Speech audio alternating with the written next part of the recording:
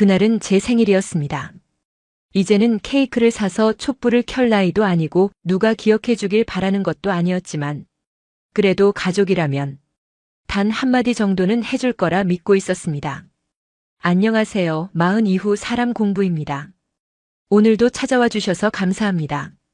구독과 좋아요 눌러주시면 이런 이야기를 더 많은 분들과 나눌 수 있습니다. 어머님, 오늘 쓰레기 좀 버려주실래요? 저희 여행 준비로 바빠서요. 그 말이 그날 아침 제가 처음 들은 말이었습니다. 축하도 아니고 안부도 아니고 그저 쓰레기를 버려달라는 말. 며느리는 식탁에 앉아 화장을 하면서 거실에서 바닥 청소를 하던 저를 힐끔 보더니 아이들에게 말했습니다. 애들아, 할머니 주변엔 너무 가지 마. 요즘 기운도 없고 냄새도 좀. 저는 그 말을 들었지만 못 들은 척했습니다. 몸을 돌려 청소기를 밀고 있었지만 머릿속에선 그 말이 계속 메아리처럼 울려 퍼졌습니다. 냄새도 좀. 아들은 그저 스마트폰을 보고 있었습니다. 한마디 말도 없었고 눈도 마주치지 않았습니다. 한참 뒤 짐을 챙기던 아들이 말했습니다. 엄마, 오늘은 좀 조용히 계셔. 우리 여행 가야 하니까. 오늘은 좀 조용히. 저는 그 말에 어떤 감정도 표현할 수 없었습니다. 왜냐하면 저조차도 제 생일을 입 밖에 내기가 부끄러웠기 때문입니다. 말해봤자 뭐가 달라질까요? 이미 그들의 머릿속에 저라는 존재는 가사도우미보다 못한 존재로 굳어져 있었고 그들이 나를 바라보는 시선은 동정도 연민도 존중도 아니었습니다. 저는 그저 같은 공간에 우연히 존재하는 불편한 존재였고 그들에게는 필요하면 부려먹고 귀찮으면 무시해도 되는 삶의 배경이었습니다.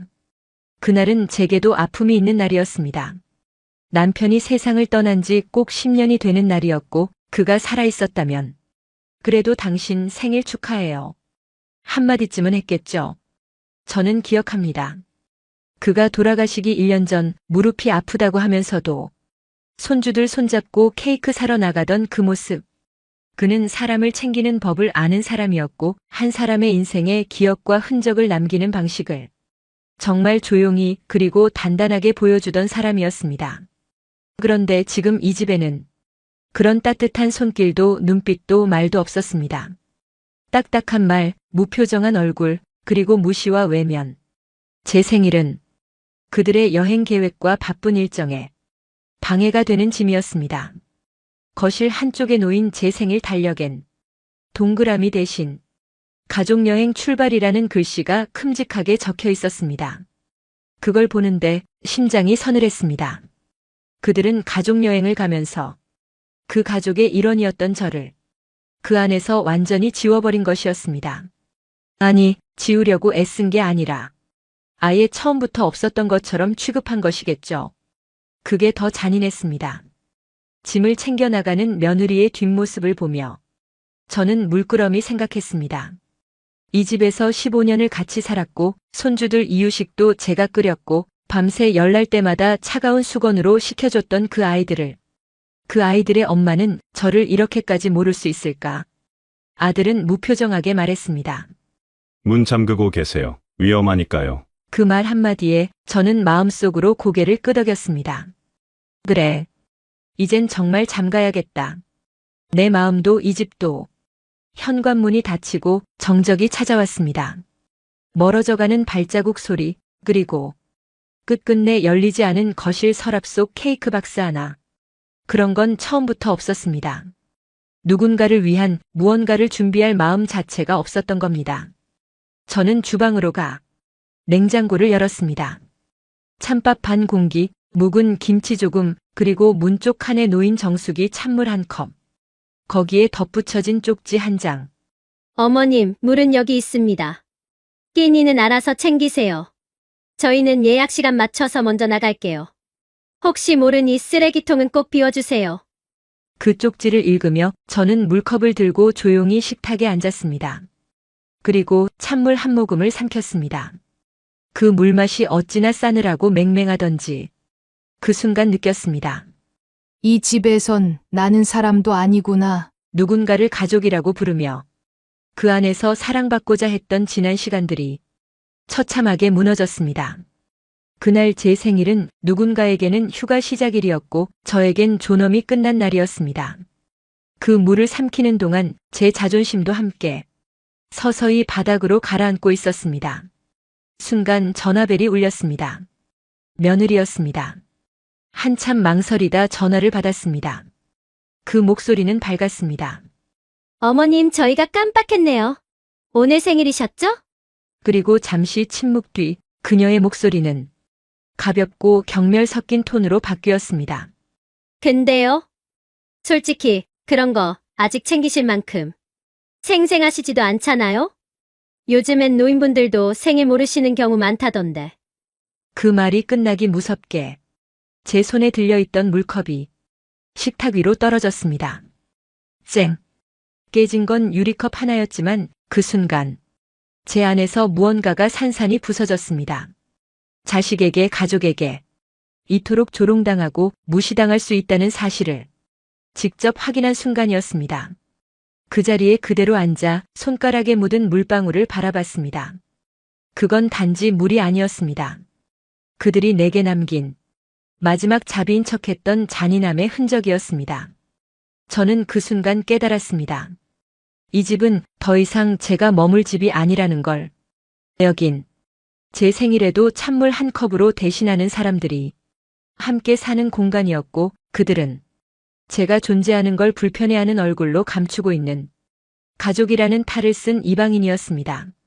지금껏 그들이 한마디도 잊지 않고 해줬던 건 어머님 청소 좀 부탁드릴게요. 어머님 그건 그냥 놔두세요. 어머님 방에서 쉬세요. 어머님 조용히 좀 하세요. 항상 어머님이란 호칭 뒤에는 지시와 통제와 배제가 따라왔습니다. 한 번도 그 단어 앞에 감사합니다나 괜찮으세요? 같은 말은 없었습니다. 그동안 저는 그저 이 집의 그림자였고 아이들 등교 후 남은 식탁 정리하는 사람이고 퇴근하면 돌아올 공간을 말없이 지켜주는 사람이었습니다. 이 집에 살고 있었지만 이 집의 구성원은 아니었습니다. 그게 찬물 한 컵이라는 잔혹할 만큼 상징적인 증거로 제 앞에 내려졌던 겁니다. 그리고 그 메모 한 장, 익살스럽게 써놓은 이모티콘과 하트 표시, 그건 그들의 무심함이 아니라 명확한 비웃음이었습니다. 그것이 제게 준 생일 선물이었습니다. 그날 밤 집안은 말 그대로 숨소리 하나 없이 조용했습니다. 저는 식탁 밑에 깨진 물컵 조각들을 치우지 않았습니다. 괜히 청소기를 돌렸다가 그 순간의 감정까지 지워져 버릴까 두려웠기 때문입니다. 그 유리 조각들은 제게 참 많은 걸 보여주었습니다. 사람이, 가족이 그토록 쉽게 다른 사람을 버릴 수 있다는 것, 그리고 그 버림받는 순간이 그렇게 조용하고 무심하게 찾아온다는 것. 나는 거실 소파에 앉아 한참을 멍하니 있었습니다. TV는 꺼져 있었고 창밖엔 가로등 불빛이 겨우 거실 벽 한쪽을 비추고 있었습니다. 그 불빛 아래서 저는 손등을 들여다보았습니다. 굳은 살이 박인 손, 주름진 손가락, 검버섯 하나하나가 저의 삶을 증명하는 흔적이었지만 그 누구도 이 손을 붙잡아준 적 없었습니다. 가족이라 불리는 사람들은 이 손을 볼 때마다 청소도구쯤으로 생각했겠죠. 그리고 그 순간 문득 떠오른 이름이 하나 있었습니다. 그 사람, 제 남편. 이 집을 함께 꾸렸고 세상을 떠나기 전까지도 저에게 사람답게 살아야 한다고 말하던 사람. 그 사람은 제 생일을 매년 잊지 않았습니다. 큰 선물은 없어도 늘 말했습니다. 당신 덕분에 우리 가족이 있는 거야. 나는 잊지 않아. 그 말이 얼마나 큰 위로였는지 그가 떠난 지금에서야 더 크게 느껴졌습니다. 저는 조용히 안방으로 들어갔습니다. 오랫동안 열지 않았던 서랍을 꺼내고 그 아래에 숨겨두었던 작은 금고를 꺼냈습니다. 무겁고 오래된 금속의 냄새가 났습니다. 비밀번호는 결혼기념일이었습니다. 남편이 그걸 바꿔놓은 후 단 한 번도 바뀐 적 없는 숫자였습니다. 띡. 잠금 장치가 풀리는 소리와 함께 뚜껑이 열렸고 그 안에는 정성스럽게 접힌 종이들과 파일 하나가 놓여 있었습니다. 파일을 꺼내어 펼쳤습니다. 거기엔 남편이 손수 적어 내려간 유언장이 있었습니다.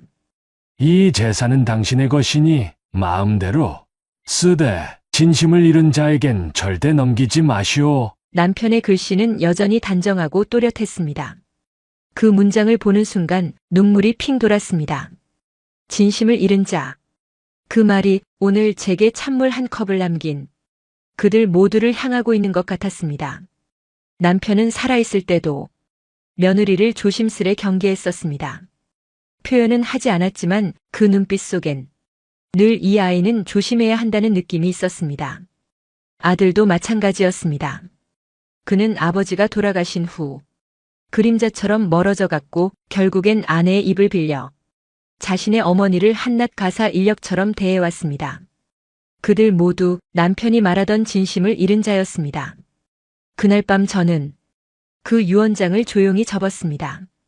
그리고 책상 서랍에서 하얀 종이 한 장을 꺼내 볼펜을 들었습니다. 나의 유언장. 그렇게 제목을 적었습니다. 손이 떨렸지만 한 글자 한 글자 천천히 적어 내려갔습니다. 내가 세상을 떠난 후 이 집은 사회복지재단에 기부된다. 내가 살던 방은 치매 노인을 위한 상담 공간으로 사용될 것이며 가족이라 주장하는 자들에겐 그 어떤 권한도 남기지 않는다. 그리고 마지막 줄 남편의 유언을 떠올리며 적었습니다. 이 집은 나를 짓밟은 자에겐 지옥이 될 것이다. 제가 적은 그 문장은 결코 감정에 휘둘려 쓴 것이 아니었습니다. 그건 복수심이 아니라 정의에 가까운 마음이었습니다. 왜냐고요? 저는 그들에게 늘 참았습니다. 젊다는 이유로, 바쁘다는 이유로, 가족이라는 이유로, 나이가 많다는 이유로.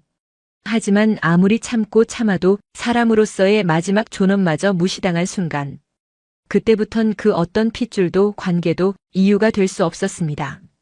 제가 들고 있는 이 펜 한 자루 그들이 무시했던 노인의 손에서 세상의 법보다 더 무서운 선언이 탄생하는 순간이었습니다. 유언장을 다 쓰고 난 후 저는 다시 그 금고에 넣었습니다. 남편의 유언장 옆에 제 유언장이 나란히 놓였습니다. 두 개의 종이. 하나는 사랑의 마음으로 시작된 기록, 다른 하나는 사랑을 배신한 자들에게 전하는 마지막 경고였습니다. 그날 밤 저는 웃지도 울지도 않았습니다. 감정이 마른 사람처럼 그저 조용히 침대에 누웠습니다. 그리고 마지막으로 제 자신에게 이렇게 속삭였습니다. 이제 시작이야. 너희가 내 생일에 내게 찬물 한 컵을 남겼으니 나는 너희 삶에 얼음물 한 바가지를 끼얹어 줄 테니까. 그날 밤 유언장을 작성한 후 저는 단 한숨도 자지 않았습니다. 눈을 감고 누워 있었지만 머릿속은 차갑게 맑아졌고 가슴속 깊은 곳에선 오히려 묘한 평온함이 올라왔습니다. 그래. 이제는 끝을 내자. 그동안 참았던 말, 눌러온 감정, 버림받아도 아무 말도 못하고 삼켰던 굴욕들. 그 모든 것이 이제 한 장의 종이 위에서 복수라는 이름으로 살아나고 있었습니다. 해가 뜨기도 전에 저는 일어났습니다. 가장 먼저 한 일은 집안의 열쇠를 모두 회수하는 것이었습니다. 그들은 그동안 현관 비밀번호를 아들과 며느리만 바꿔댔고 창고 열쇠, 안방 서랍 열쇠조차 제가 아닌 그들이 쥐고 있었습니다. 그건 곧 이 집의 주인이 누구인지 그들 나름의 방식으로 선언해온 것이었습니다. 이제는 제가 주인이라는 걸 조용히 그러나 분명하게 증명해야 할 차례였습니다.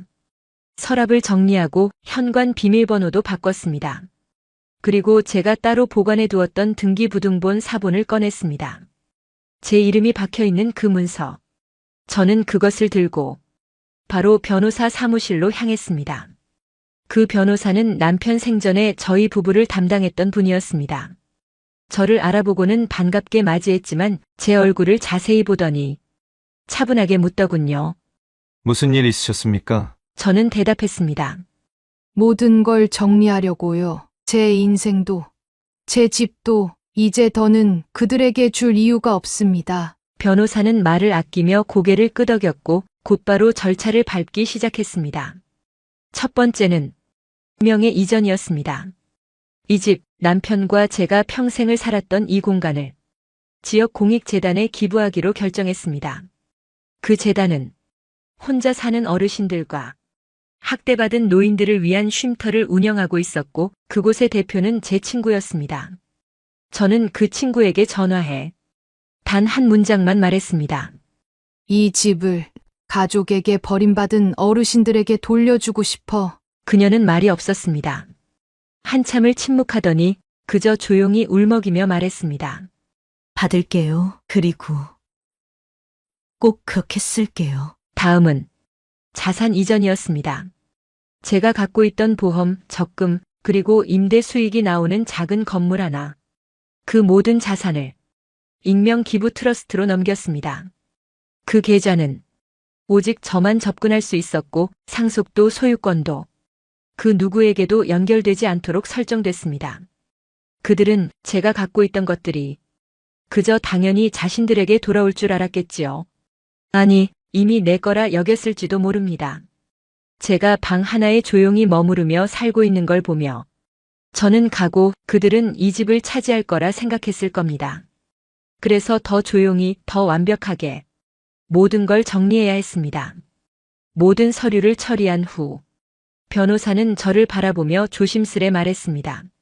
이게 복수시라면 꽤 치밀하시네요. 저는 고개를 저었습니다. 복수가 아니에요. 이건 경고예요. 사람 하나를 짓밟아 놓고도 웃는 사람들에게 인생이 얼마나 뒤집힐 수 있는지 보여주려는 경고. 집에 돌아온 후 저는 마지막 정리를 시작했습니다. 안방 서랍에는 남편이 남긴 손편지가 한 통 있었습니다.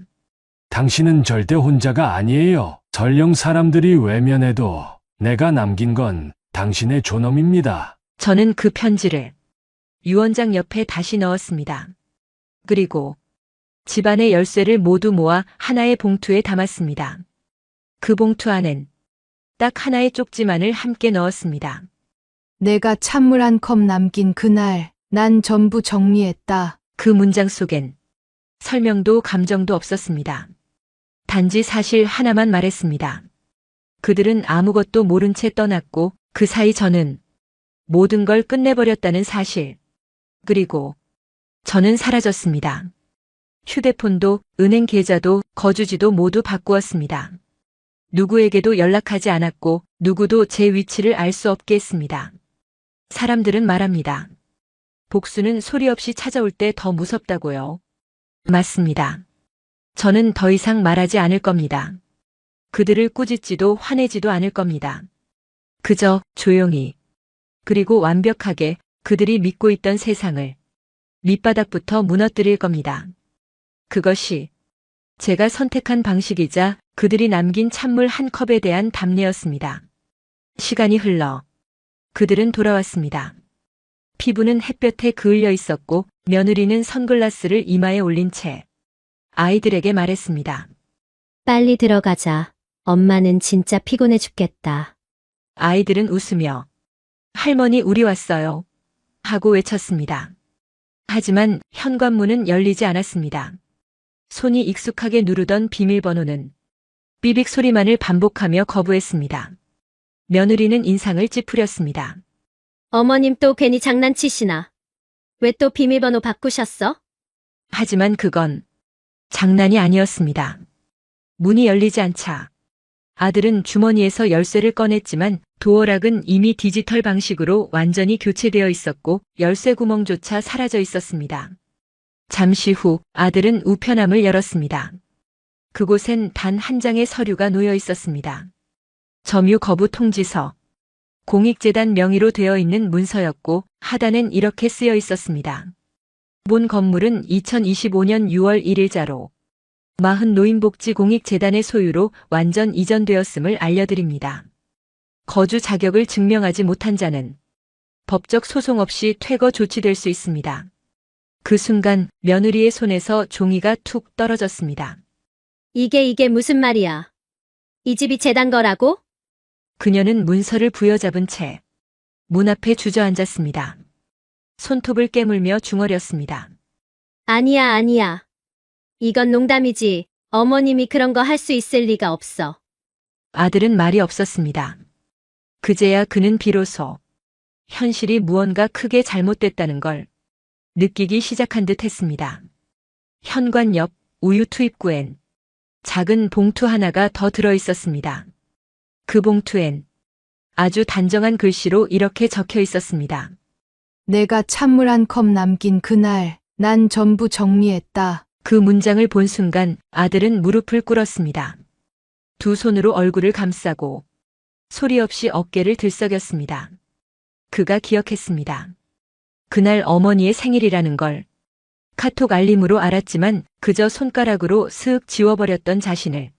며느리는 분노에 찬 목소리로 한껏 비명을 질렀습니다. 어떻게 어머님이 이런 짓을? 우리 두고 이걸 다 넘기다니. 어디 계신 거야? 지금 당장 오라고 해. 하지만 아무도 대답하지 않았습니다. 창문 하나 열리지 않았고 집안에선 어떤 인기척도 들리지 않았습니다. 그 집은 더 이상 그들 가족의 것이 아니었습니다. 아니, 애초에 그들은 그 집을 가족처럼 대하지 않았기에 소유할 자격조차 없었던 것입니다. 며느리는 문을 발로 차며 울부짖었습니다. 나는 당신 집에 시집 온 거예요. 당신 아들 아이 셋을 낳고 살았다고요. 그런데 이게 뭐예요, 이게? 그 소리에 아이들이 울기 시작했습니다. 하지만 며느리는 아이들을 끌어안지도 않았습니다. 그녀의 눈엔 소중했던 공간을 잃었다는 상실보다 계산이 틀어졌다는 분노와 당혹감만 가득해 있었습니다. 아들은 말했습니다. 우리가 너무 늦었어. 하지만 그것은 깨달음이 아니라 후회 섞인 인정일 뿐이었습니다. 그들에겐 이제 어떤 기회도 어떤 사과도 받아들여질 여지가 없었습니다. 며칠 후 이웃 주민들 사이에서 그 집 앞에 앉아있던 가족의 이야기로 소문이 돌기 시작했습니다. 글쎄, 그 시어머니가 그 집 다 기부하고 사라지셨다지 뭐야? 아이고야 그 며느리 그렇게 기세등등하더니 결국엔 하긴 평소에 말하는 거 보면 어른 대접은커녕 그냥 하녀 취급하더라. 그 집은 이제 새롭게 단장되고 있었습니다. 현관엔 마흔 노인복지 쉼터 리모델링 중이라는 문구가 붙었고 내부 공사를 맡은 직원들이 쉴 새 없이 드나들며 바쁘게 움직이고 있었습니다. 며느리는 몇 차례 재단 측에 민원을 넣었습니다. 그 집은 우리가 관리해온 곳이라며 아이들 추억이 담겨있는 공간이라고 말하며 어머니의 판단은 감정적이었고 일방적이었다고 주장했습니다. 하지만 그 모든 항의는 법적으로 무효였습니다. 왜냐하면 그 집의 명의도 계약도 모든 권리도 그들에게 단 한 줄도 넘어간 적이 없었기 때문입니다. 그들은 단지 어머니의 선의에 기대어 살고 있었을 뿐이며 그 선의를 배신한 순간 그들이 기대고 있던 집은 뿌리째 사라진 것입니다. 그리고 그 자리에 남은 것은 어머니의 분노였습니다. 겉으론 아무것도 남기지 않은 듯 보였지만 사실 가장 큰 것을 남긴 셈이었습니다. 너희가 짓밟은 사람의 존재가 너희 삶 전체를 뒤집을 수 있다는 진실. 그 집의 벽엔 그날 이후 이런 문장이 붙어 있다고 합니다. 이곳은 다시는 사람을 버리는 가족의 발이 닿을 수 없는 공간입니다. 지금 저는 남편이 생전에 꼭 한번 가보고 싶다고 말하던 제주도의 작은 돌담집에서 아무에게도 방해받지 않는 조용한 삶을 살고 있습니다. 남편은 늘 말했습니다. 당신이 다 늙고 나서까지 사람 눈치 보며 살진 않았으면 좋겠어. 그 말이 그토록 오래 제 마음에 박혀 있었습니다. 그가 떠난 지 10년이 지나도록 저는 그 말 한마디를 지키지 못한 채 늘 가족이란 이유로 내 감정, 내 존재를 눌러가며 살았죠. 하지만 이젠 그 말대로 살고 있습니다. 아침이면 바다 소리로 눈을 뜹니다. 조용한 파도 소리가 제 귓가에 스며들고 주전자에 물을 끓여 차 한 잔을 따릅니다. 그 향기로운 찻잔을 들고 작은 테라스로 나가 붉게 떠오르는 태양을 바라봅니다. 당신이 보고 싶어 했던 풍경, 이제 내가 매일 보고 있어요. 속으로 그렇게 말하며 한 모금 아주 천천히 마십니다. 그 찻잔 속의 따뜻함은 그들이 남긴 찬물 한 컵과는 전혀 다른 온도입니다. 그것은 증오의 반대말이 아니라 자기 존엄의 회복이었습니다. 그 후로도 며느리에게서 몇 통의 문자와 전화를 받았습니다. 어머님 진심으로 사과드릴게요. 지금이라도 어디 계신지 알려주시면. 어머님, 애들이 매일 물어요. 할머니 언제 오시냐고요. 어머님, 솔직히 저도 후회하고 있어요. 정말 죄송해요. 그 메시지들을 보며 한참을 고민한 적도 있습니다. 그래도 내 손으로 키운 아들이고 한때 가족이라 여겼던 사람이니까. 하지만 그 찬물 한 컵을 마셨던 그날, 그 눈빛과 말투를 저는 아직도 생생하게 기억하고 있습니다. 요즘 어르신들 생일도 잘 모르신다던데요. 그 말 한마디가 사람의 마음을 얼마나 무너뜨리는지 그들은 끝내 깨닫지 못했던 겁니다. 그건 나이를 비웃은 게 아니라 제 존재 자체를 조롱한 것이었습니다. 그래서 저는 그들에게 마지막으로 한 장의 사진을 보냈습니다. 푸른 바다가 보이는 마당에 놓인 흰색 찻잔 하나, 그 안에 담긴 은은한 보이차의 김이 햇살 속에서 부드럽게 피어오르고 있었죠. 그리고 그 사진 아래엔 이 문구 하나만 적었습니다. 넌 내 생일에 찬물 한 컵을 남겼지. 이제 내가 너희 인생에 그 찬물을 끼얹을 차례야. 그 말이 무슨 뜻인지 그들은 아마 제대로 이해했을 겁니다. 며느리는 답장을 보내왔습니다. 어머님, 정말 죄송해요. 그때 제가 왜 그렇게 굴었는지 이제야 알 것 같아요. 사람 마음이 이렇게 식을 수 있다는 걸 처음 느껴봤어요. 지금 저는 그 찬물 한 컵보다 더 추운 마음을 매일 마시고 있어요. 그 문자를 보며 저는 비로소 알았습니다. 복수란 상대방이 울 때 완성되는 것이 아니라 내가 웃는 순간 끝나는 것이라는 걸. 이제 저는 누구의 어머니도 아니고 누구의 시어머니도 아닌 그저 한 사람의 나 자신으로 살아가고 있습니다. 오후에는 마을 도서관에서 아이들에게 책을 읽어주고 저녁엔 이웃 할머니들과 함께 밥을 나눕니다. 그곳엔 저처럼 가족에게 상처받은 분들도 많습니다. 어떤 분은 아들이 집에서 쫓아냈고 어떤 분은 며느리가 병원 보호자에서 이름을 뺐다고 하더군요. 저는 그분들에게 이야기를 들려줍니다. 제가 겪은 이야기, 그리고 이렇게 말해줍니다. 그 찬물 한 컵이요. 다시는 내 삶을 식히지 못하게 해야 합니다. 이제 우리에게 따뜻한 차 한 잔을 따라줘야 해요. 그러면 그분들은 웃으며 고개를 끄덕이십니다. 지금 제 생일은 다시 찾아옵니다. 이번 생일엔 아무도 케이크를 사주지 않아도, 아무도 꽃을 들고 오지 않아도 저는 저를 위해 촛불 하나를 켭니다. 그리고 조용히 속삭입니다. 생일 축하해요. 나 그 어떤 무시도, 그 어떤 침묵도 이젠 날 꺾을 수 없어요. 마지막으로 혹시 이 이야기를 듣고 계신 당신도 누군가에게 무시당한 적이 있다면, 찬물 한 컵만 남긴 생일을 보낸 적이 있다면 기억하세요.